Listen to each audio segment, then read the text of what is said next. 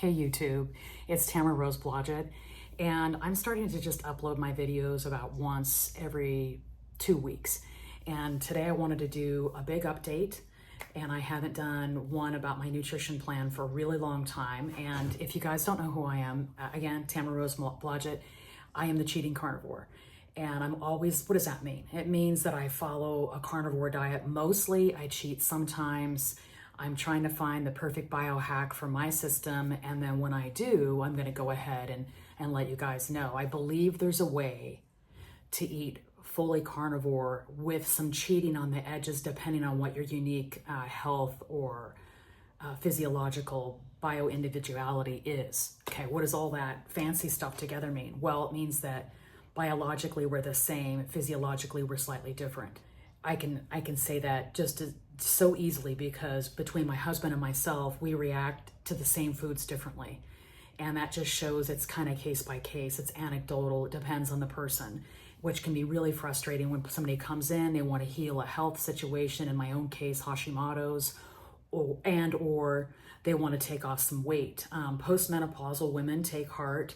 I've done a lot of different methods with a carnivore diet, and I've been more ketogenic, but I've done 90 days with nothing but, sorry guys, that was my husband's pump for his kayak you can see behind me. That'll be a customer review soon. I don't know how it'll work. He's gonna go out there in the ocean and try to fish with it, and we'll see. And if it's great, it could be a good point of entry for somebody that doesn't want to commit to a real boat. It's an inflatable. Anyway, I digress. I'm gonna keep that in there though, because that makes it real. I'm in our guest bedroom. I don't have a studio here in Mazatlan where I'm living. So it's just, I just film my videos where it makes the most sense. It's quieter, good light, that kind of thing. My numbers did come down by half, and those are my TSH numbers, the ones that give a reflection of where your body's at on manufacturing thyroid hormone. My body doesn't make enough, so I have hypothyroidism.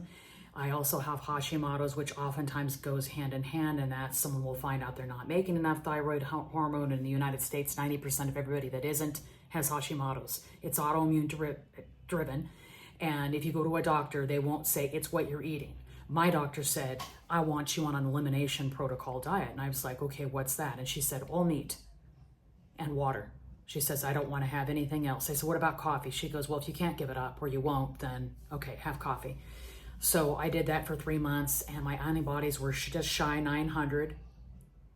And that's the antibody numbers specific to the TSH are numbers that reflect how great an attack that your body is putting itself under, because it mistakes the thyroid for an intruder because it's gotten so messed up. And I'll tell you why it's gotten messed up in a second. But the bottom line is I did 90 days elimination, which is basically carnivore. I mean, that's what elimination diets are. And anybody that has any sense and knows the science behind things understands that the perfect food for humans, the human species' perfect diet, is meat. We can't live without it, but we can live without carbs and vegetables and fruits. So they know that the committee of elimination diet proponents say, yes, have an elimination diet because you won't die or go into any problems by having just meat and water. So I did that for 90 days with a couple of minor cheats, meaning I had, some dairy or a little bit of cheese or something once in a while, but my numbers were halved. They went from almost 900 to 382. So we know that worked. And what did that mean? It meant the siege of my body was starting to lessen. As soon as I got to Mazatlan, I started fasting protocol Monday, Wednesday, Friday, and then I started introducing plants. Now, some things improved because I was fasting. Well, why would they improve? Because I'm not eating. It's as simple as that. They found that people that had RA, rheumatoid arthritis, would see a great benefit in fasting for 3 or 4 days because their arthritis symptoms would lessen severely, like it'd be a night and day switch. They didn't go away altogether because, of course, the person had to eat again. And nobody seemed to put it together that when the person that had arthritis wasn't eating, their symptoms got better, which, of course, in turn makes a person say, okay, well then something they're eating's the problem. My mom had RA. So I think this would, had she still lived, this would have been a time for her where she could have tried carnivore. She wouldn't have loved it. She wouldn't have believed in it, but I would have pushed her into it. I would have just convinced her and said, hey, what do you have to lose? Your arthritis pain? Because she's been plagued with it since I was 18 months old. That's when she came down. It's just under 2. She came down with RA. She was about 38 or 9. And she was never the same since. And back in those days, in the early 70s, they didn't have a protocol. They sent her with a pad on her head and some aspirin, which made her stomach bleed. So those were her options. And now the options are greater. So people now have the choice through science and what's out there on the internet to decide whether or not they want to exclude diet as part of the protocol to improve their health. And a lot of people can't do it because it's so awful. Why is it awful?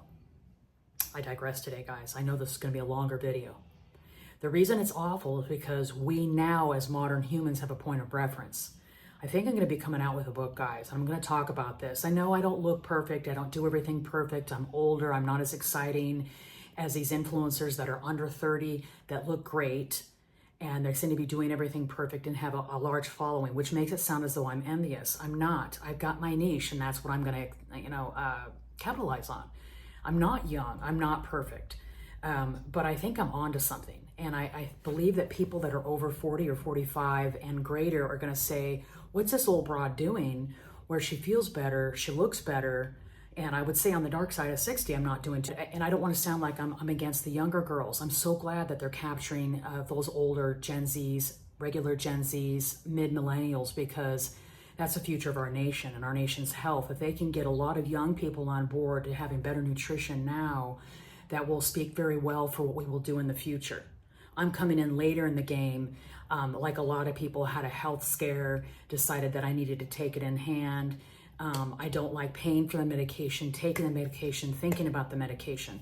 So this is World Carnivore Month, January, and I will be having only carnivore this month, with the exception of a small cheat window every Sunday, so Hubs and I can kind of enjoy our day off a little bit more with a variety of things. Now, I found in the past it doesn't open triggers for me. I'm not that addicted to the food, but it's fun to do something on the weekend so that I can be really strict at the other time. We'll see how it goes. It could be that it's too much for my system, or it's too little for me to stand the straight and narrow. I haven't decided yet, but I will come out with a book, and it'll probably be titled the same as my handle here. For me, that's really important to see what I can get away with, because as modern humans, we have a point of reference as to all the things we've eaten that are outside of what we were evolutionarily supposed to eat. Okay, 10,000 years ago, before, pre-agricultural, we were just eating whatever game we could find, raiding beehives when we came across them and it was safe and we could do it, and we wanted some honey for ready glucose, berries, tubers when we were starving. I mean, that's what we did. We have a large intestine to handle plant matter. But the problem is that we were so attuned and so evolved to have meat that when we do have plant, a majority of us have some degree of issue with it. Not everybody. Some people can have plant with no problem, but it's more in the some and the minority than the majority. Also, if you have Hashimoto's, oftentimes there's going to be real trigger foods like gluten, nightshades, sugar, those kinds of things. And that'll be in the book too that I do. I don't know who will read it, guys. I mean, just because I'm a best-selling author of fiction doesn't mean anybody's going to like my nonfiction take on stuff, or my convoluted message, or the fact that I don't really want to be strict carnivore. And I feel like there's an audience for that. They want to get healthier. They want to have healthier foods, but they want to have a little bit more discretion and customization. I think carnivore is sustainable to a small group of people, and I just feel like it can be opened a little wider, and with some anecdotal experimentation and N=1 type stuff, I think people can be successful. Like that one gal, that Ken Berry's wife, I'm getting hot, guys. She's got Hashimoto's. Of course, she's 20 some odd years younger than I am. I think she's low 30s or something, mid 30s or whatever. So she's got that advantage. I did too at that age. My Hashimoto's was being mitigated to some degree by my youth and my extreme attention to detail with working out and not overeating.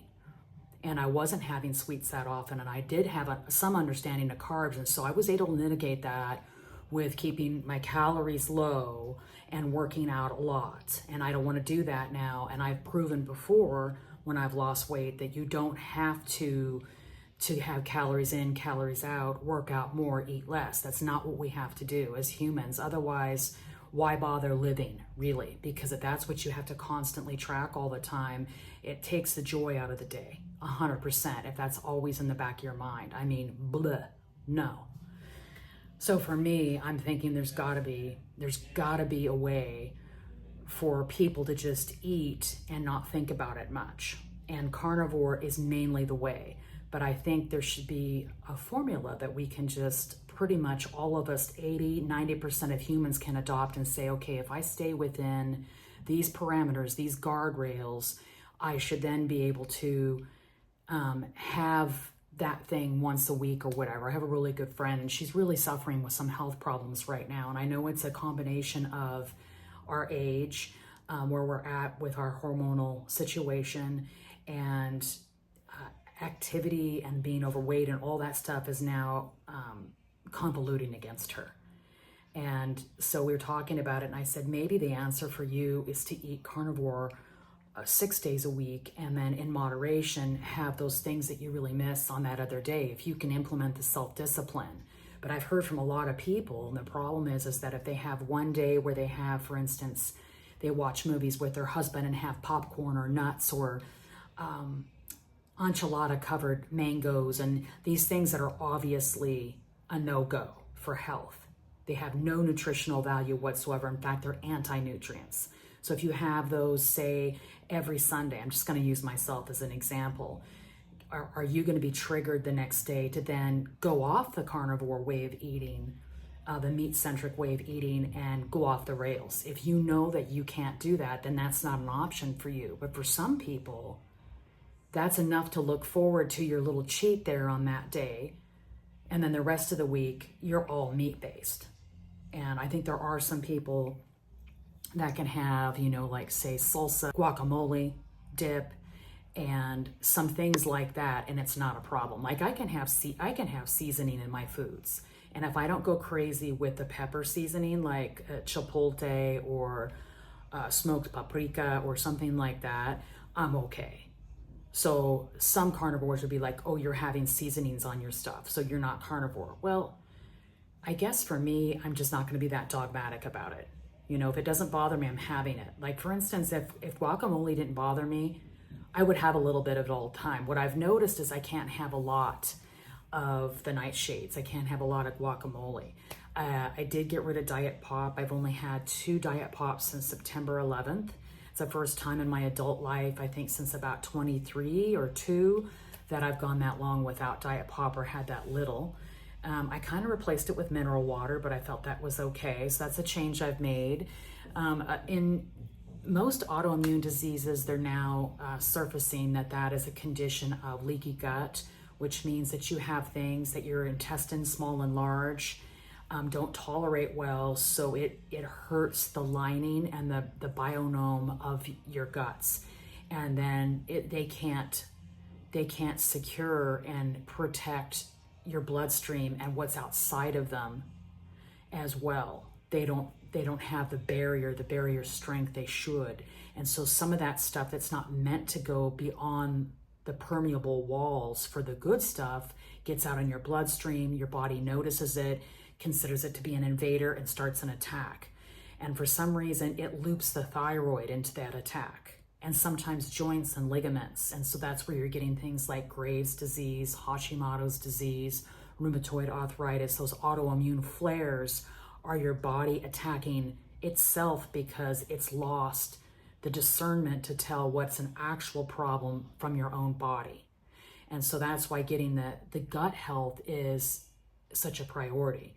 If you can get your gut health fixed, then it will become less permeable. It'll be permeable only to the nutrients, because the small intestine absorbs the nutrients and lets them filter out those things like the protein and the fat to immediately go to the cells. Okay, it doesn't do the processing that the large intestine does. It's a lot more work, and it's a lot more antagonistic and hostile when the large intestine is at work, because it has that in place to deal with the plant matter, but we're not meant to be fully plant-based. There was a gal that just passed away that was like 38 years old, and she had been a vegan for 10 years. and then had become fruitarian. She passed away at 38 from malnutrition. Any vegan that watches this, I invite you to explore the idea of B12. What is B12? Well, B12 is an essential vitamin. If we don't have it, we die. We don't die right away because we do have a lot of storage in our body, and our body will pretty much rob itself. It'll cannibalize itself until there's nothing left because it's in a deficit for vitamin and mineral trace stuff. And so it'll go off its own system. In the case of B12, that's finite. You don't have just unlimited resources of B12. If you have to supplement, that means that you're not eating the right foods, okay? And ethics will not nourish you. I appreciate that you love animals. I appreciate that you don't want to eat them. I also appreciate it's them or us. If there's ethics involved, get animal products through ethics sourcing. Vet it yourself. Spend all your energy and time doing that rather than being dogmatic and preaching about how everybody should just eat vegetables and fruit. It's not reasonable. That's why there's so many vegans that are really young, because they're idealistic. They get in there and they're like, yeah, I don't want to hurt animals. Of course not. I won't eat them. And then in 5 years, the attrition rate's 95%. They're dropping off like flies because their girls are losing their hair. They're not able to go to the bathroom, or they go too much. They're losing their periods. How is any of that healthy? And those are things they're not saying in that community because either they're not there yet or because they don't want people to know the downfalls. They're so into the religion and the dogma of preaching fruits and vegetables that they can't see past the end of their nose the forest for the trees, okay? If you need B12 to live and it's only found in animal products, 2 + 2 = 4. Get after the B12, and I don't mean my supplementing, okay? Anyway, off the soapbox now. I don't mind. Anybody can nourish their body in any way they like. I just tend to want to do it in the way that's the easiest, most expedient, nutrient-dense food I can have. So I'm gonna pick like beef because I like the taste of it, and lamb's good if it's on special. I'll get that too, and I also love bacon, but only certain kinds of bacon. I don't like the real thick slice. I know there's gonna be people that come in and go, "Oh my God, are you kidding?" Hubs loves the thick slice, and I just like the kind of medium to thin slice because it kind of crisps up in a way that really pleases me. So that's what I have. That's what I'll have a lot of this month. And I might have some eggs too. Those are my favorite foods: eggs, steak, ground beef, pork belly, bacon, chicken thighs. I'm not doing it for anybody except myself. Those just happen to be foods I like. So join me. Join me on World Carnivore Month, guys. I think it's really important to give this the 30 days and know that the first couple weeks are really tough. You might have a lot of digestion issues. There's a lot of experimentation. It's super frustrating, but let me give you some metrics. Let me give you some data that might help you. If you're a woman, I feel that you have to have 200 grams of fat or more a day. If you're a woman, I think you need to keep your protein between 60 and 85 grams a day. Moderate protein and high fat seems to be the most successful weight drop. It also seems to support hormones the best. If you're a man, obviously your fat can be at 200 or more, but you need to look at your protein as being closer to 100. Having a ton of protein every day causes things like glycogenesis, where the body's like, okay, I don't have sufficient fat for fuel, but I've got all this protein to use. I'll make that into glucose so I can fuel the body, and then you're not technically in ketosis. Want to keep that protein under 100, guys. You want to keep that protein basically under 80, girls.